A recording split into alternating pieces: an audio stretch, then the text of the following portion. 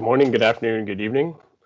My name is Phil Edgell. I'm the president of Vantage, a guest journey-driven platform which is designed to enhance guest experiences and drive operational efficiency.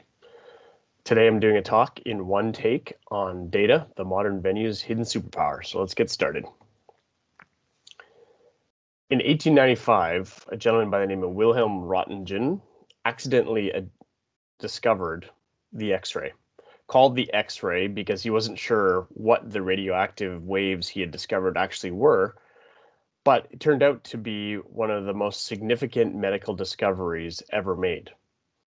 I think what's most interesting about this discovery is that not only was it an amazing medical discovery on its own, but it was also a discovery that improved all the other medical professions' capabilities to do their job better.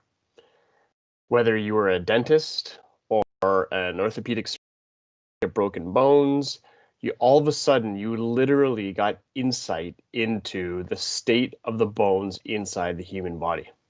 In fact, it was so remarkable that in 1901, Röntgen not only received the Nobel Prize, but the very first X-ray, which was of his wife's hand, actually had her declare, "I have seen my future death," which is incredible if you think about the insight that provided for the people of that time, never having seen the actual bones of a body except through a skeleton of a deceased person. So you may be thinking to yourself, why would we start with a discussion of the X-ray when having a conversation about data during an amusement industry conference? Well, I'd contend that it's my belief, just like the X-ray dramatically changed the medical profession, that right here today, we have the opportunity to drive similar kinds of insights into our venue through data. Now, data is not new. This isn't a novel concept, but I do believe that data has not been viewed as the superpower that drives the kind of insight into guest preferences and therefore ability to drive improved guest experiences, or the ability to use data to increase operational efficiency the way it currently can be used. And therefore, this undiscovered capability around data can really drive the modern venue into having this incredible insight, which is really a superpower, not unlike X-ray became the superpower of Superman. So, we talk of X-rays and superpowers. You're probably wondering to yourself, are we going to get to sort of some real life, some real things that we can actually apply inside our venue? So my intent moving forward is actually to walk you through some real life examples of how to enable that data superpower inside your venue. But we got to talk about three big concepts, not novel concepts, but things that are really critical when you think about your overall data strategy and turning that data into a true superpower through insight. So the very first one is collecting. We have to think ahead of time, what is the data that we want, to figure out how do we go and collect it and some of the strategies associated with collecting the right kind of data. Once we have the data, we have to turn that somehow into information. And that's typically on the analysis process. And then once we have all that great information, really it's only valuable if we can get it into the hands of the right people at the right time. So we're going to talk about collecting, analyzing, and distributing data. And we're going to use some examples outside the amusement park industry and some examples of how we drive that through our platform inside the amusement industry. But first, I think it's really important to discuss why now. As I said at the beginning, just like the X-ray, data is not new. In fact, you might even be sitting there saying to yourself, hidden superpower, we've known about data and had lots of data forever. It's true. Most people we talk to say, we don't need more data. We've got tons of data. We just don't know what to do with the data. So, the why now question really has to do with this context, the concept of the fourth industrial revolution that we're in today. So in the technology sphere, really, we think of this fourth industrial revolution as the blending between the physical, the biological, and the scientific environments all together through digital platforms. And what's created this opportunity for this fourth industrial revolution is a few things. First of all, we can put a sensor to create digital data on almost anything. You think about today in your life, you've got probably a mobile phone. If you've bought some modern appliances recently, you might even have a fridge that's IP enabled. You've got streaming services. You've got so many different devices within your house that create digital data. You might even have a Google device that you can talk to. And all these devices help us create digital trails, both for good and sometimes for evil. The other thing is that I think where the consumer or the guest in the case of the amusement industry is they realize that there's a trade-off. And the trade-off exists between releasing some of your data to get a great service that can be tailored to you. Because if we don't know you, we can't actually provide preferences to you. So, the why now, why this is important now, or why I think data more so than ever with the right strategy become this hidden superpower is that we've finally arrived at a spot where the technology capture capability exists, the analysis capability exists, and we have a consumer base that is also willing to understand the trade-offs between release of data for increased experience or preference. So let's jump into the concepts of collecting, analyzing, and distributing. So first of all, collecting. It's really about the power of observation. Everybody knows this red N, or most people would know this red N as Netflix. And what's really, really important is to understand the story behind Netflix. I think for most people, they would understand that Netflix, starting in the 90s, used to be a mail-in DVD service, although they always had this vision of streaming. That's why they called it Netflix as opposed to instead of Mailflix. They then moved into streaming at scale, so they were the first and the largest streaming service around the globe. And then most people would also understand that they are also a massive content producer. I think it's this move from streaming to content that illustrates my point about the collection capacity and this trade-off that exists between the consumers and the suppliers probably best. So content, how Netflix builds the content is they're constantly analyzing the habits of their subscribers. So they are looking at, from a big data perspective, what movies are getting watched, what are the topics and themes within the movies, who are the actors within the movies, where do people stop watching certain kinds of movies, and they analyze all this data, and it's really what gives them all of the information they need to know what kind of content they need to build. And then when you put their global scale in place, they also start to understand preferences and how they differ in different geographies. So Netflix is trading. When you subscribe to Netflix, what you're getting is a tremendous service from them for a very reasonable price for a great experience around streaming. And in exchange, what you're giving them is the data about your habits so that they can start to learn how to build content that is going to keep you a subscriber of their service. This is the basic premise of this idea that I'm willing to trade some of my data and my habits in exchange for a great service. And they use that data to keep me interested in the service. So if that's Netflix's principle, how would we translate that into the amusement industry? Well, the very first thing is we have to get guests engaged. When we think about our platform, when we were building our platform, we had to think a lot about what are the attributes or the personas of guests and how would we get them to give us some data and what would we have to trade for them in terms of experiences to get that data. You see, our platform as Vantage has been built as a guest journey platform, but it's all centered around the guest to achieve that. So the very premise is that we have to get them engaged. When we think about engaging them, what we know is that generally speaking, there are many different personas inside of the human species, but generally speaking, they can fall into some pretty broad categories. We did a little test when we were doing the alpha testing of our wearable device at a local resort. We did two tests. First one was we handed out wristbands, but we didn't tell guests anything about what they were for. And they were guests of a resort, but it was just in this one little pool area that had a couple of amusement slides. And what we noticed was that was pushback of actually wearing the wristbands. Only about 50% of guests put the wristband on with no questions, and the other 50% either refused to put it on, or they put it on and quickly took it off, or they asked, "Why am I putting this on?"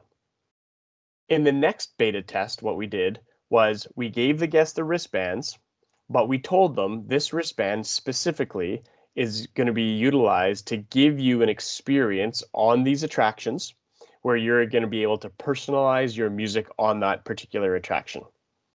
We had no one ask us what it was for, obviously, because we told them, and we had over 80% compliance on keeping that band on, even though the premise is that we would be collecting data around with the music that they chose and how many times the ride was, how many times that slide was ridden.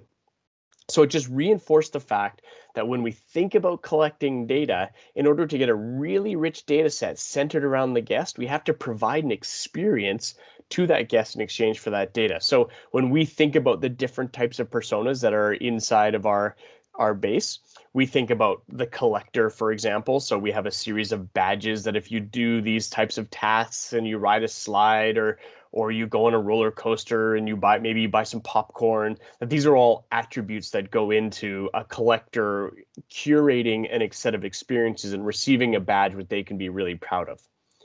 There's also instant gratifiers that it's a do this, get that type of situation. And we can build those into a gamified loyalty point type strategy where, go on a single roller coaster, go on the drop slide, all these thrill oriented things. And we will give you the thrill badge, but we'll also give you points for every single time that you do something. So over and over, they're instantly rewarded. It's that dopamine rush of, here's something for you, instant gratifier. And then we also know that there's people that are really interested in having personalized experiences. So how do we now take a ride that is relatively generic within an amusement park, but make it individualized for every person to experience? So, we can equip amusement rides with music or custom lights so that they can go into the app, choose a preference, and see their preference show up amongst their guests. Now, in order to enable all of those things in the platform, what they need to do is sign up for an account. And in that account, there's different levels of information that they can give us. In fact, in one of the venues that we have our platform, they actually give people points, loyalty points that can be used for redemptions for food or bounce backs or cabana rentals or any of those things. They actually give them points just for filling out more data. So at the very minimum, what we need is your name and your email address. But then you can also give us demographics like zip codes if you're in the US or other attributes about your capabilities or skills, depending on the type of venue that we're in. So when we think about this whole collection strategy, what we realize is that to get a really rich data set, there has to be a trade here. It cannot be a one-sided, we're just collecting your data and you get nothing in return. So as you think about your collection strategy, you have to think about what kind of data do we need or desire. If you don't want any guest data whatsoever, then maybe you don't need to ask the guest for anything. What we need to be doing is setting up, the rides with certain kinds of counters or certain kinds of devices where we don't really care who it is. We just care what happens. In other instances, we really, really care who it is. Therefore, we need to be able to link those activities back to a guest account. Therefore, we need the guest to build an account. Therefore, we have to figure out what is the trade that's required to have that person fill out that data, to fill out that information to build themselves an account. So the collection process is kind of the base strategy, and you have to think in terms of trade-offs between the type of data we're asking for and the type of experiences we have to provide in order to get those individual breadcrumbs of data. So once we get those breadcrumbs of data, we have to think about what we want to do with them. And it's always more valuable to be able to compare data to other types of data. Really, that's what makes it information. A great example from the cycling industry. So a personal passion of mine is riding bikes. One of the ways that you can judge the quality of a bike rider has to do with how much power they can put to their pedals. So really, how strong are your legs? But just knowing that someone can push 280 watts or 260 watts or 400 watts actually isn't enough information to really know anything about how fast a cyclist that person is. Because we know that the biggest thing you have to fight on Earth is gravity. And so the more you weigh, the more gravitational forces are against you.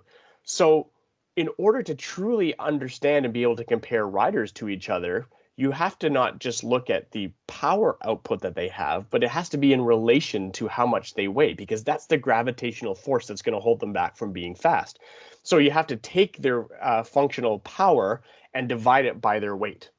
So this is a really long story about something I'm really interested in, can go on for hours. But the point being that by doing that, you get a number that you can then compare all cyclists in the world against each other to make a judgment about how fast someone can be against somebody else, because we are putting these two numbers together that independently on their own in the cycling world wouldn't actually be all that valuable. The same thing happens with the collection of data inside any kind of venue or amusement park. The key idea here is that we have to find insight through disparate pieces of data that we then put together in information. And it's only through this ability to put these pieces of information together that it's really, really valuable. This is a pretty simple example from one of our customers. A simple question. My queue length is 25 minutes. Should I be worried? That's a big depends question. Now, somebody who's been at that park and run it forever and has tons and tons of experience in the amusement park industry can probably answer that question pretty easily. If they know the venue, they know what types of rides there are. At Disney, 25 minutes, that would be fantastic. But maybe at the local water park, 25 minutes might actually not be all that good. So what piece of data could we add to this that would help a less educated person about the process of running some kind of venue know whether these are good numbers or not?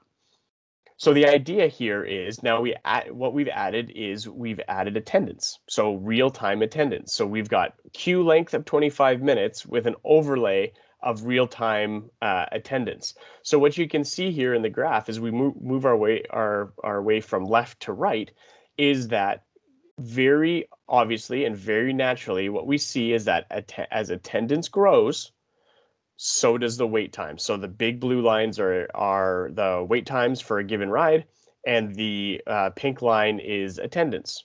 Now, what's interesting is between 12 and 1, 12 being the highest column and 1 o'clock being the lowest column, or the next over column, what we realize is that although wait times have dropped very little, attendance has actually dropped quite a bit. So this is where we might start to look at maybe that there's a problem here. Maybe there's a trend line. And so the point of this story really is less to do about whether the 25 minutes in the queue length is too long or not, but more to the point is that just knowing queue length or time in the queue, the relevance of that actual number becomes far more information oriented once we can overlay other types of data. Now, this is a really simple example, a concept that I think is pretty easy for everyone to understand, but there are these kind of examples that exist all over a venue of any type.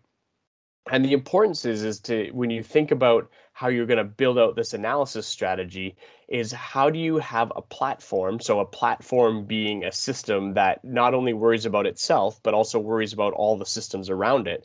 How do you build a platform that can pull in disparate information to drive new insights into the operational framework of the business?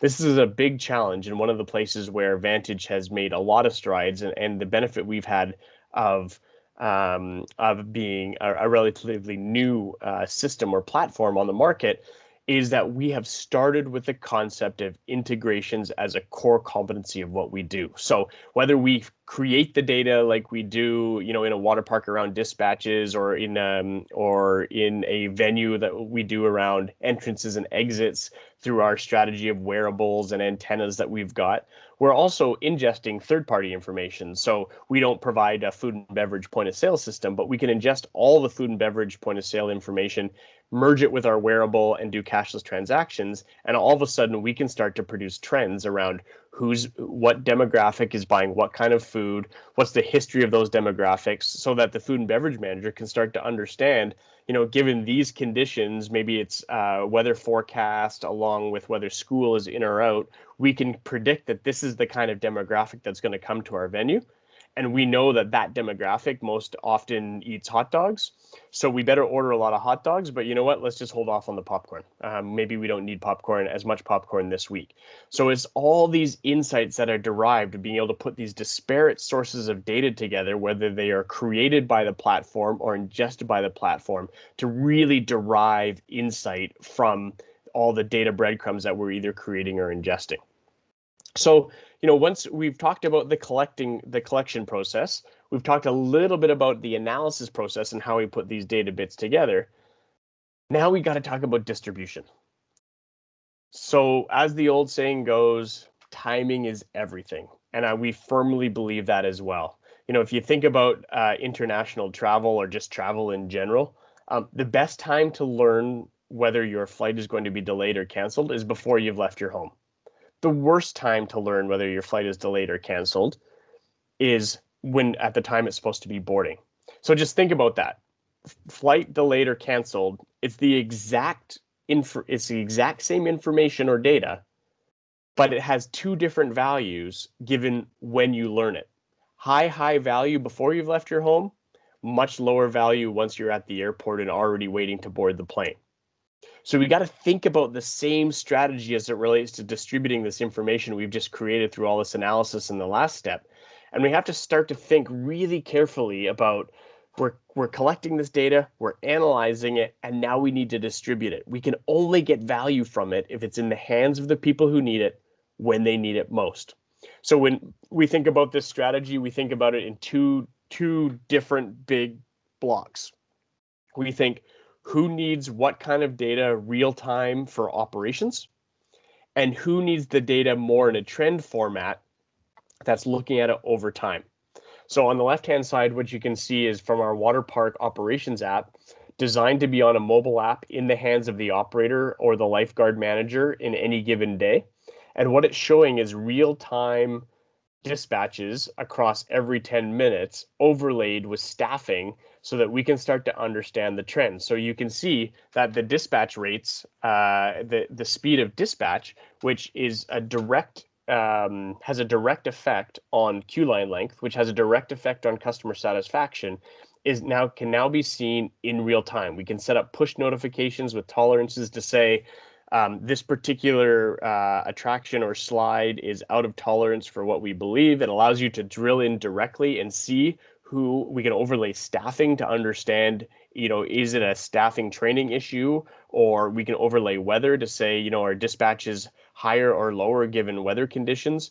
So all of these things become really, really important real-time information that is only really valuable in the time that it's happening. It doesn't do you any good from an operations standpoint to understand that your dispatch rate was really, really slow at the end of the business day. It's only valuable if you can do something about it to make sure that you're managing guest satisfaction most urgently. Now, on the right-hand side, this is an image from our strategy portal, and this is more like trend data. So what you're looking at here, albeit it looks a little bit small on my screen, hopefully it looks a little bigger on yours, but these are all entrances and exits over 2 seasons mapped against all the hours that a park is open. So this is, again, data from one of our customers, anonymized. But what you can see here is that the blue line is all entrances and the red line is all exits. So there's a couple of interesting data points here where you say there's a particular time of day where the exits are exceeding the entrances. You can see where the exits peak and the entrances peak. You can see there's another dip, significant dip just before the park actually closes. So now, why is this information valuable? Why see this as a trend? This is the type of information marketing might be interested in, or the food and beverage team might be interested in, or the general manager might be interested in. Because really, if you relate time in park to driving increased per caps, for example, well, maybe at that crossover point between entrances and exits, and it's a consistent time all the time, maybe what we need to do is we need to put some kind of food and beverage item on sale during that time and see if we can shift that axis between, or that crossover point between entrances and exits to the right, therefore keeping people at the park longer and increasing the chances that they're going to consume more food, more beverages, or those type of things. The other thing that's interesting to look at here is that if you look at late in the day, entrances or exits peak about 2 hours before the park actually closes. So, there's a couple of things to start to think about as the operations team here or as the marketing team. One thought could be, do we have a late day entrance ticket for the last 2 hours? And if we were to do that, we could actually track this graph over time to see, are we actually stealing full day entrances, full priced full day entrances for these after hours or for these late in the day entrances, or is it more? Could it be more valuable to actually just close the park then? And we can eliminate 2 hours of expenses of labor. We can eliminate 2 hours of all kinds of things, expenses that we are incurring for not very many people in our venue. So the idea here is that information that we are creating through the other two phases of this process, both collecting and analyzing, has value, but the value is time bound. And so you've got to figure out who needs what information when, and in what format do we need to distribute that so that they can achieve the most value out of all the work we're doing to collect and analyze and then distribute. So we've talked about sort of the three big trends and some ideas around those big trends, but how does this really become a superpower?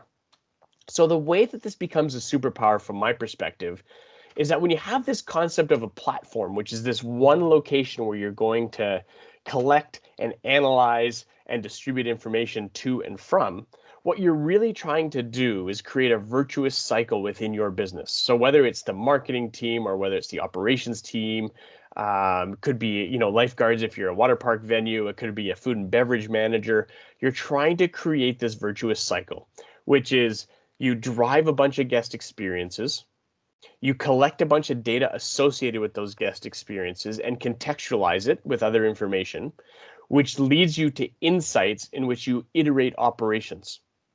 Once you've iterated operations and you're driving new or differentiated or better guest experiences, you now have a new data set to compare against the old data set. And are you actually getting the results that you're looking for or not? Then you get a chance to iterate the operations again. But what you're doing is you're iterating operations intelligently according to how you're trying to drive the key metrics of your venue, whether that be a water park, an amusement park, a museum, a resort, any of those things. Every single one of them, every guest experience drives a little nugget of digital capability, which we can then collect, analyze, and distribute to the right people to help them understand how their venue is doing or how their segment of the venue is doing so that they can then iterate operations. And it's through this insight, not unlike the X-ray was able to impact all different aspects of the medical industry. It's through this kind of strategy and this kind of insight that your whole team who's responsible for the success of your venue can gain new insight to drive operations. So thank you very much. Remember, when you're thinking about your strategy, think about collection, think about analysis, and think about distribution. And now we're going to move to some Q&A with Francine Gonzalez. Francine, thank you so much for joining us on the data conversation. It's a real honor to have you as part of my presentation. I'm really looking forward to some of the hard-hitting questions from the industry perspective. I know a lot. I bring a lot of technology background. You bring a lot of industry experience. So hopefully we can put together some great questions to add value to our listeners. So Francine, maybe you could just start by introducing yourself. Great. Thanks, Phil. First of all, a real honor to be here. As an industry person, I've always been very much interested in technology and science. And so I was really excited to be able to see data coming part of our industry, and really with the advent of Vantage and what you bring to the table. So I've been in the business now 30 some odd years. 5 years, and started off working in water parks. And I've worked in water parks throughout my career, whether it's water parks with theme parks, water parks with resorts, water parks with FECs. Water parks have been part of my life. So coming to Whitewater, it was a very, very easy transition for me. So I've been with Whitewater now for 7 years after a 30-year career operating water parks.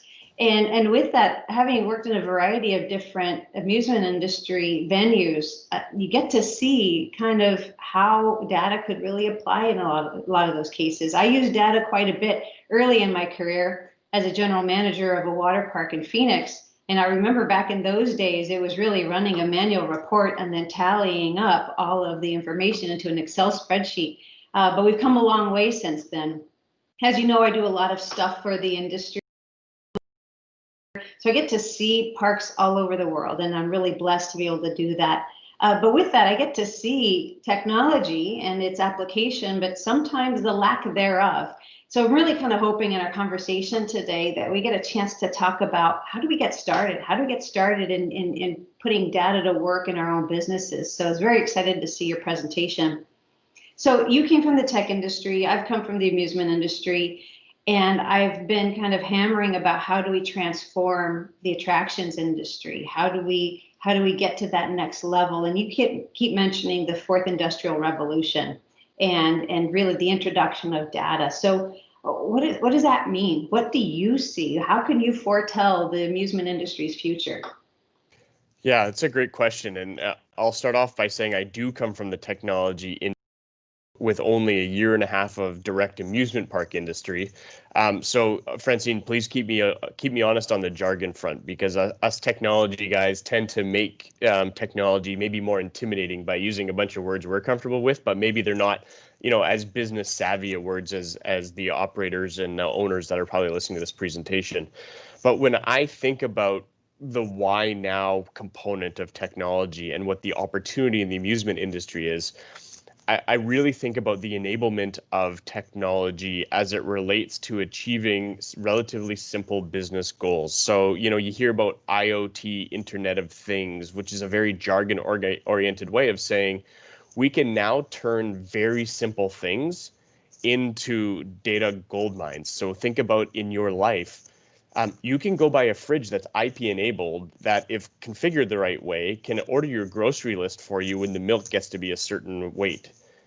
So if you start to think about, what are the components inside your business, or what are the different kinds of attractions or behaviors that really give you the best insight into guest preferences or operational efficiency, those things can likely be somehow enabled with technology to give you a data stream that, before you made assumptions, now you can know real information out of those things. So, in with Vantage, for example, we made something as simple as a loyalty point gamification program that is linked to a dispatch process at the top of a water slide that feeds 4 different kinds of data within a water park. First of all, we get to understand guests and how many times they've ridden a specific ride. So we get to know popularity based on demographics. Second, we get to understand what behaviors are incented for those particular guests. So if we are offering X number of points to ride this ride, that ride, or are they actually just riding other rides that are their preferences? It drives a digital wait time capability, so it drives a whole algorithm in the background around how fast are people making it through queue lines, and therefore can we display digital wait time signs. And it gives operator information about dispatch rates that can be delivered in real time. So you can see just a simple enablement of a small device at the top of a water slide that a user clicks on with a wearable, all of a sudden ignites a plethora of data and information that can be used by so many departments within that just one water park context. So, the real key for me is if you truly understand your business, which most operators and business owners who have been in business for a long time do, the ability to enable those KPIs of what drives your business is really the secret behind turning this concept into reality. And that is one of excited me the most. I know that as we work with clients to bring this system to them and help them to, I kept thinking back, there was a time when we were looking at the casino business to say, what could we learn from the casino business that would apply in the attractions business?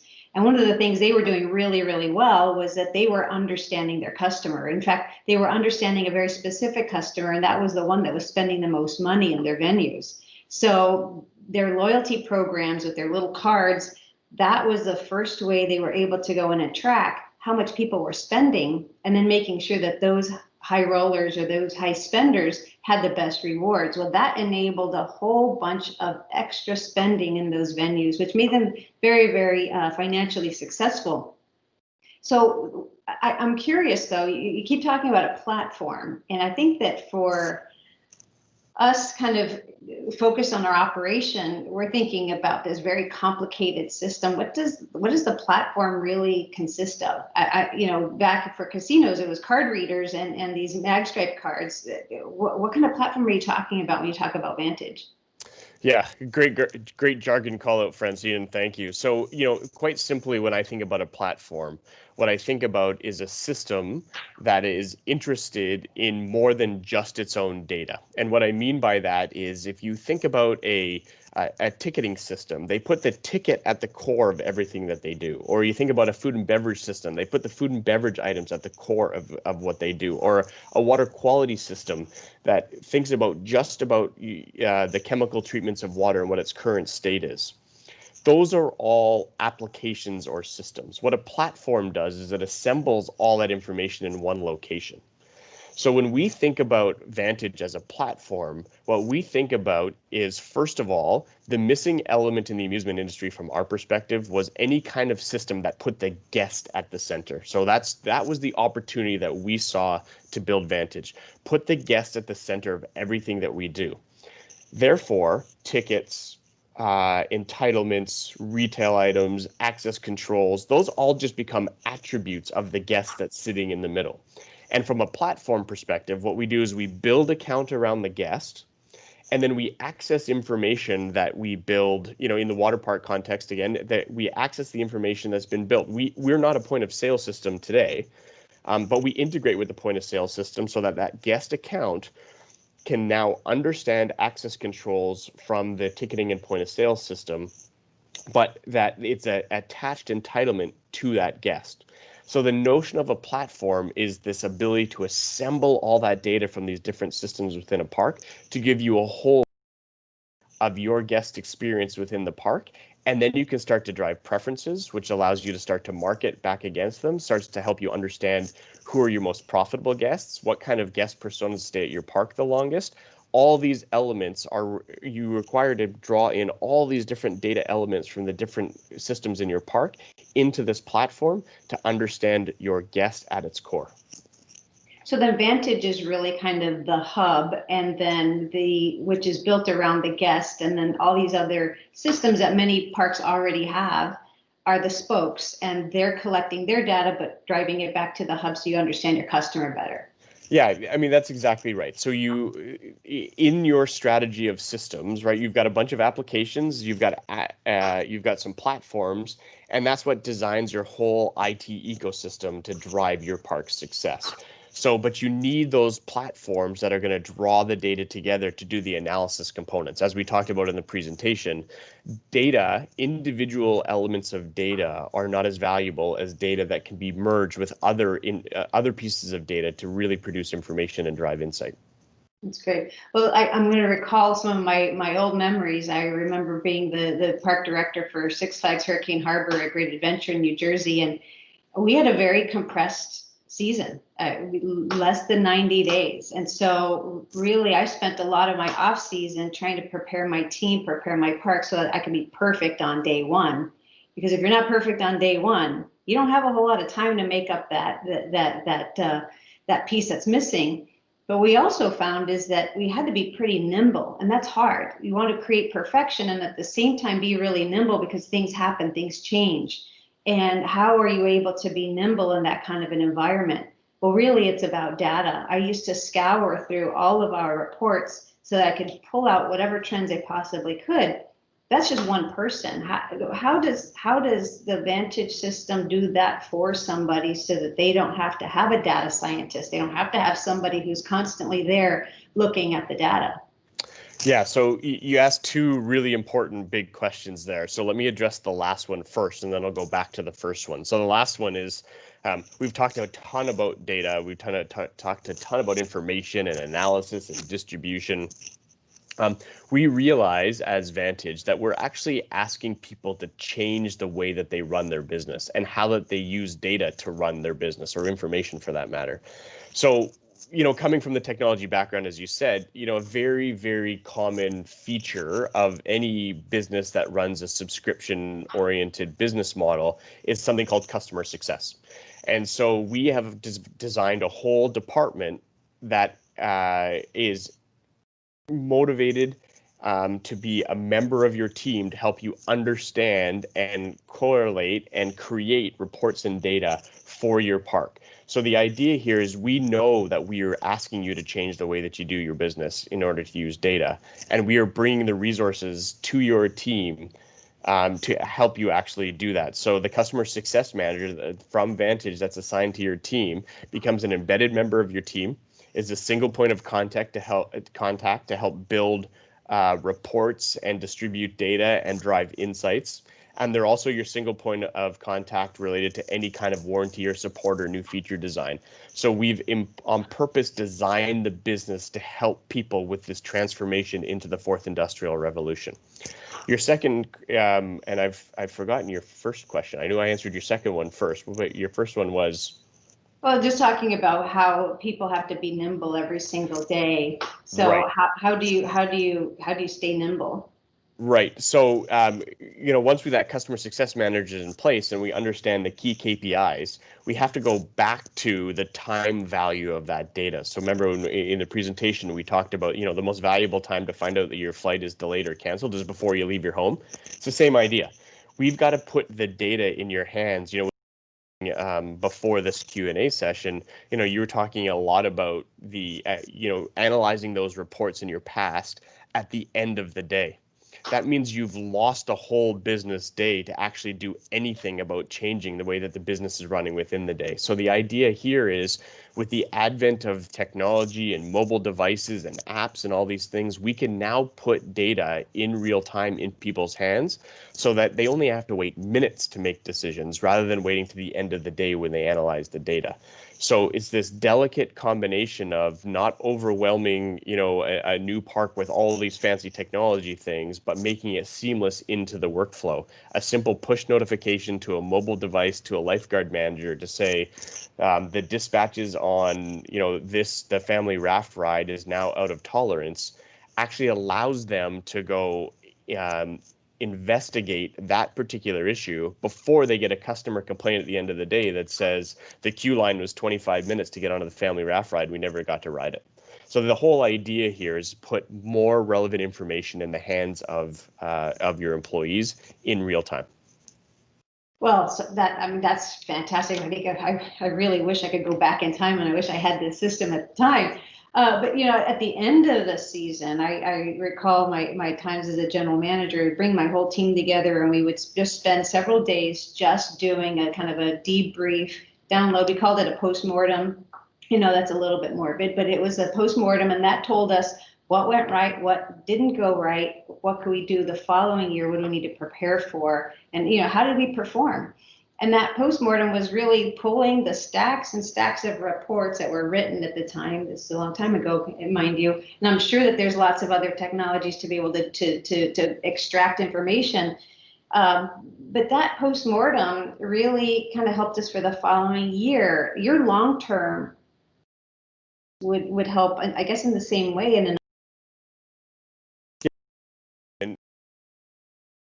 the mind shift that I would suggest this fourth industrial revolution enables is to move from the postmortem to the premortem. So the concept of the premortem is that heading into your season, you have a set of historical data that should tell you what to expect, given weather forecasts, given when holidays fall versus school breaks, versus all these things are experiences that you have, and over time data that we would track to allow you to preset up what you should expect from a KPI standpoint should be happening. The data and information can then be compared against those KPIs on a minute-to-minute basis. So, for example, if you know that the next week is 80 degrees and sunny and all kids in your region, and you're a localized park and all kids in your region or on summer holidays, you should expect to be maxing out attendance on Monday to Friday. But if you're not, we can actually tell you that in real time because we can set that KPI up ahead of time, given our experience. Then we can set tolerances inside the data collection that can then send push notifications that would say, hey, we would have expected 5,000 guests today, and it is noon, and we know that we only have 2,000 guests today. We're not going to meet our target.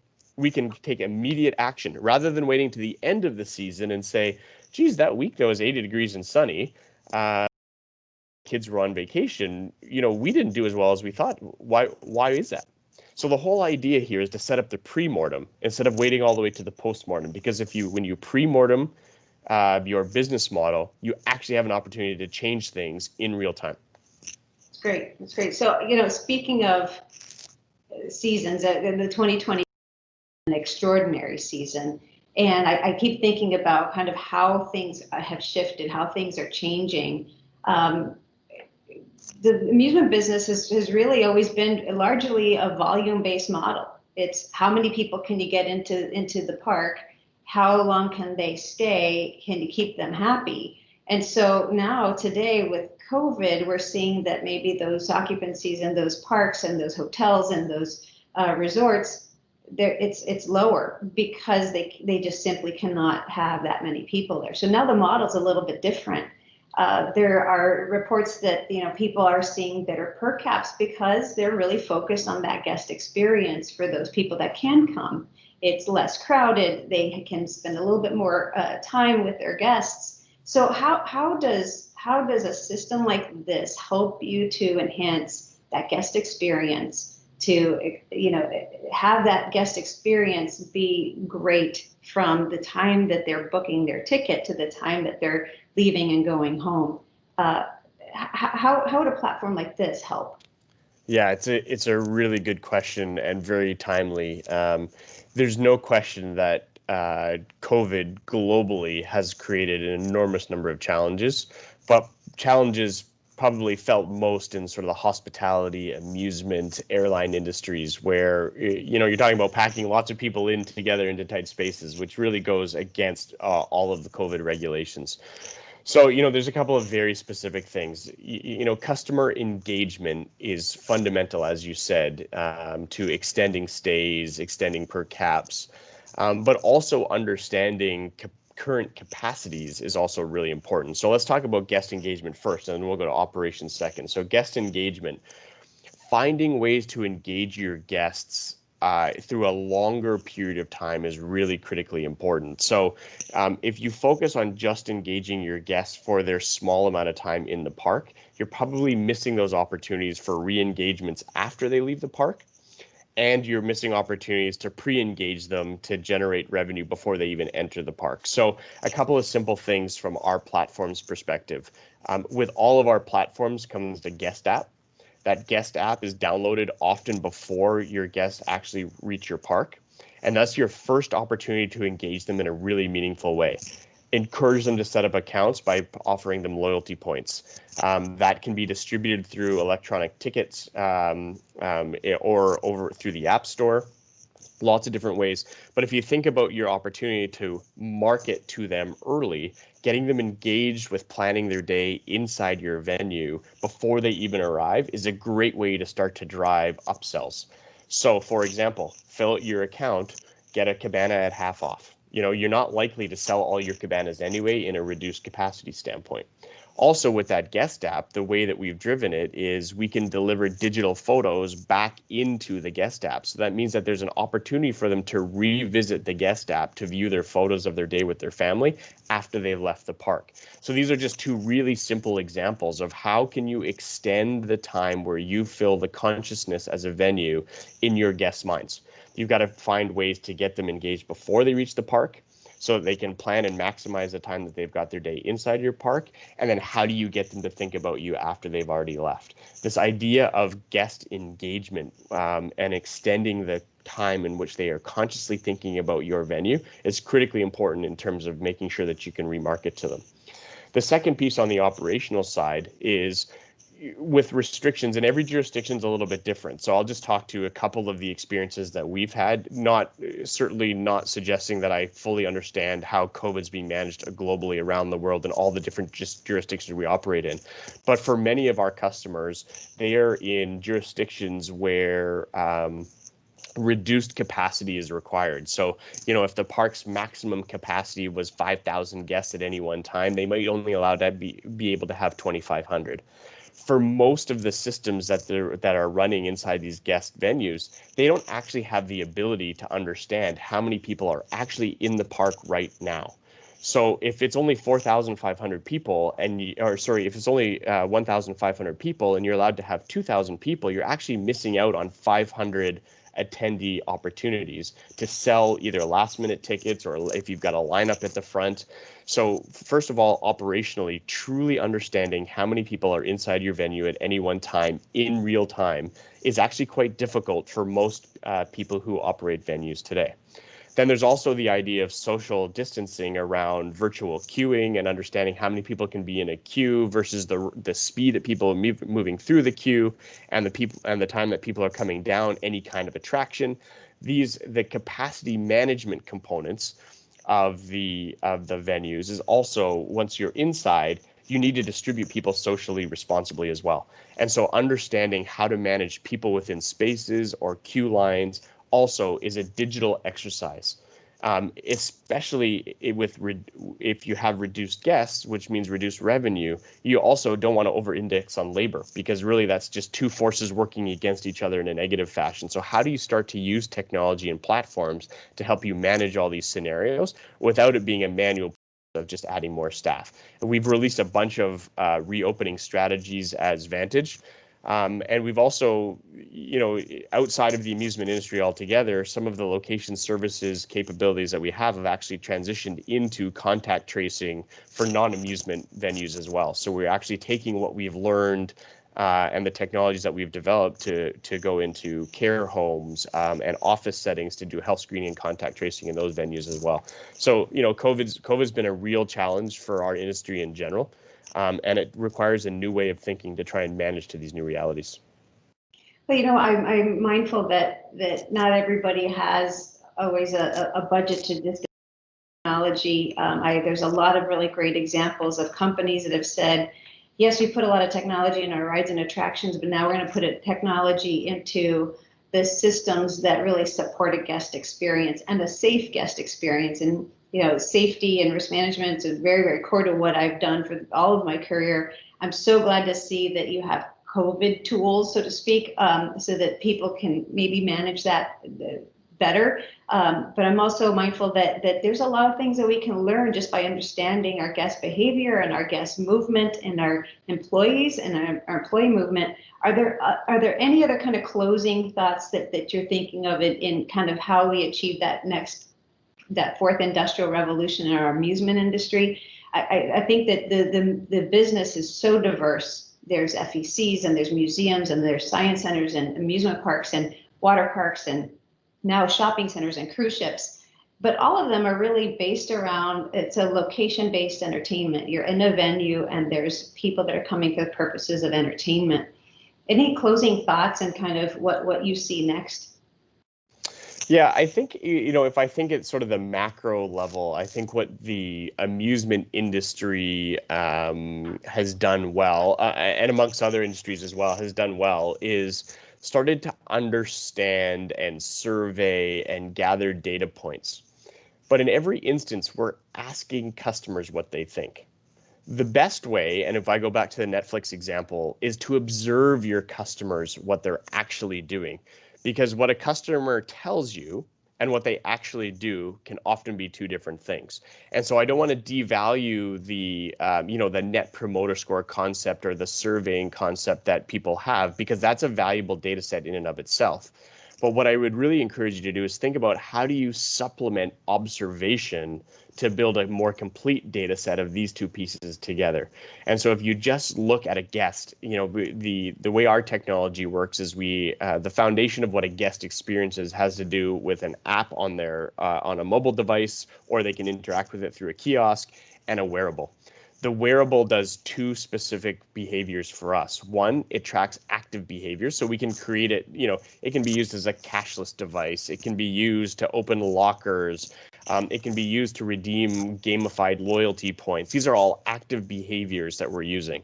But we also have a beacon in the inside that's tracking the passive behaviors of the guest in between their active time. So we can start to understand what are the paths that guests are taking through your venue. How can we use location services to enhance the experience so that your kids can go off and experience the kids area while you sit and have lunch or a beverage on your own, but you can feel safe that you can know where they are. These passive behaviors is really what the fourth industrial revolution has enabled with this whole idea of enabling IP technologies.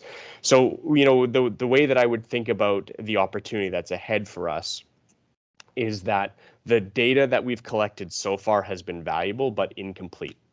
The opportunity to create a more complete guest persona and therefore enhance your understanding of the value of your venue exists through new technology enabled through the fourth industrial revolution. It's fantastic. I'm so excited. I can't wait to go to a venue and be able to see those reports. I actually went to go see one of our venues, and it was awesome to walk into their operations office, and I could see their little handheld, and it had what their attendance was inside the park right then, and you could see it shifting as tickets were being sold and people were coming in, and as people were leaving, maybe going to the parking lot. That is just, it's the power of data. I think now is time for us to switch over to questions from our audience. Yeah, So well, thank so you. much. Great questions, Francine, and thank you so much. Absolutely.